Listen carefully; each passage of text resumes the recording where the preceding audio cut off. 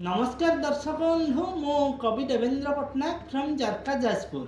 आज ये जो सूर्यास्त समय रे मु आपण मानक पई स्वरचित एक कविता नहीं आसी जो कविता की आम अंचल प्रकाशित आमर मासिक संवादपत्र जार ना हो सूर्यास्त तार स्वनक्षत्र उत्सव आज थिला से उपलक्षे ताहा उपरे मोर एक स्वरचित कविता जो कविता की मो आद्यानुप्रास रचित कवितार शीर्षक महामिलनर महोत्सव।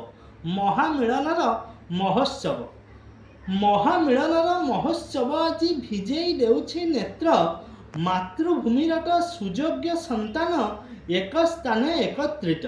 महामिलनर महोत्सव आज भिजेई देउछि नेत्र मातृभूमिरट सुयोग्य संतान एक स्थाने एकत्रित। मनरे सभींक उद्दीपना भरा आजिर सभा को नहीं मनरे सभींक उद्दीपना भरा आजिर सभा को नहीं मानसिक करी आसिछंती जेन्हे हसी हसाइबा पाई। मकरंद तुल्य सबर भावरे कविता अनेक लेखी मानिछंती सर्वे माया ममतार बंधन रे जीवा लाखी। मकरंद तुल्य सबद भावरे कविता अनेक लेखी मानिछंती सर्वे माया ममतार बंधन रे जीवा लाखी। मंदिर नुहे तो श्रीमंदिर सम एही विद्यापीठे आम मंदिर नुहे तो श्रीमंदिर सम एही विद्यापीठे आम माता पिता तुल्य सभींको अधम प्रणिपात करे तुम। मंदिर नुहे तो श्रीमंदिर सम एही विद्यापीठे आम माता पिता तुल्य सभींको अधम प्रणिपात करे तुम। महानता गुणे आशीष आभासे दियंतु हे गुरुजने महानता गुणे आशीष आभासे दियंतु हे गुरुजने।